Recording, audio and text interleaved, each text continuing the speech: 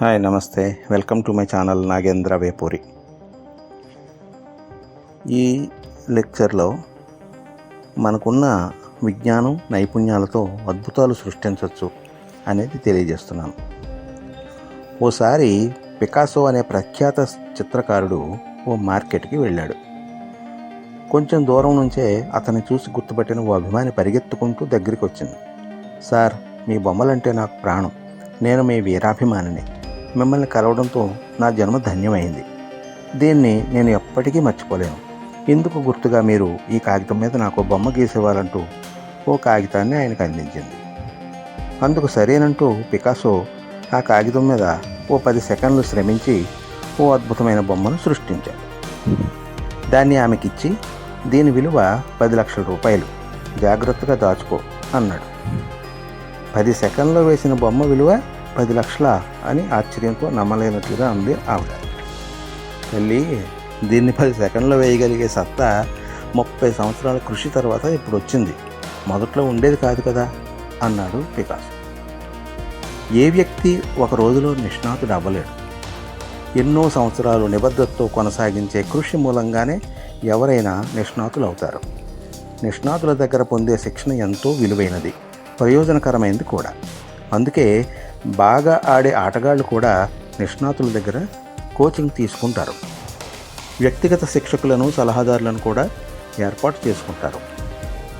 కొంతమందికి విజయం సాధించాలనే కోరిక ఉన్నా నైపుణ్యాలు ఉండవు. శిక్షణ ద్వారా వాళ్ళు నైపుణ్యాలను అలవర్చుకోవచ్చు. ఇంకొంతమందికి నైపుణ్యాలు ఉన్నా ఉన్నతిని సాధించాలనే కోరిక ఉండదు.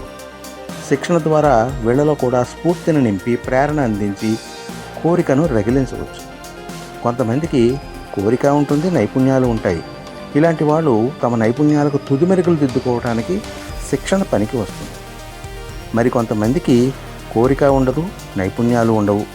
ఇలాంటి వాళ్లకు కఠోరమైన దీర్ఘకాల శిక్షణ అవసరమవుతుంది. శిక్షణ ద్వారా ఎలాంటి వ్యక్తులైనా ప్రయోజనాన్ని పొందుతారు.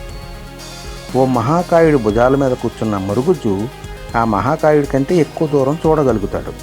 అలానే ఓ మంచి గురువు దగ్గర శిక్షణ పొందిన శిష్యుడు ఆ గురువును మించిపోగలడు. ఏ పనికైనా ఓ గురువు ఉండాలని హిందూ సంప్రదాయం చెబుతుంది. గురువులు శిష్యుల జీవితాలకు దీపంలోని చమురు లాంటి వారు అనే ఓ సూక్తి ఉంది. గొప్పవాళ్లతో సాంగత్యం, సహచర్యం, వారి తోడ్పాటు లభిస్తే మనము గొప్పవాళ్ళం కావచ్చు. ఓ గొప్ప వ్యక్తితో సంభాషించే అవకాశం ఒక్కసారి దొరికినా అది మన 10 సంవత్సరాల పఠనం కన్నా ఎంతో విలువైనది. విశ్వవిఖ్యాత గ్రీకు తత్వవేత్త సోక్రటీస్ మార్గదర్శనం ఆయన శిష్యుడు ప్లేటోని ఆయనంత గొప్పవాడిని చేసింది.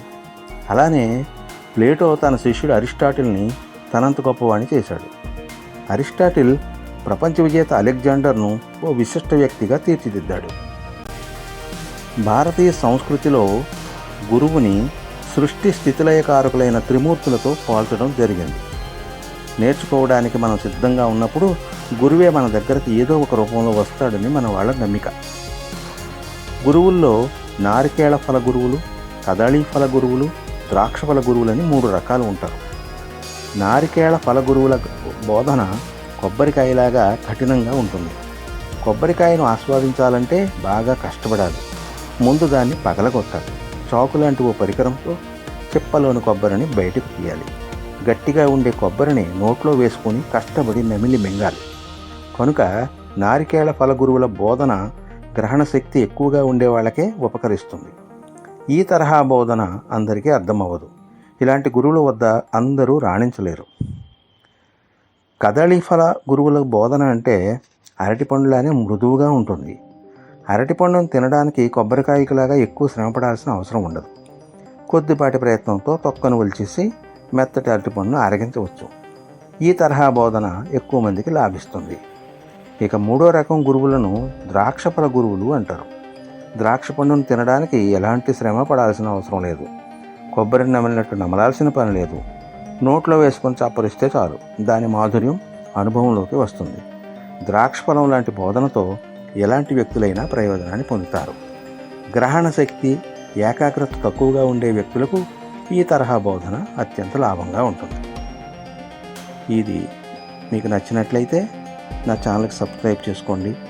మీరు కామెంట్ చేసి మీ ఫ్రెండ్స్కి షేర్ చేయవలసిందిగా కోరుతూ నాగేంద్ర వేపూర్. ధన్యవాదాలు.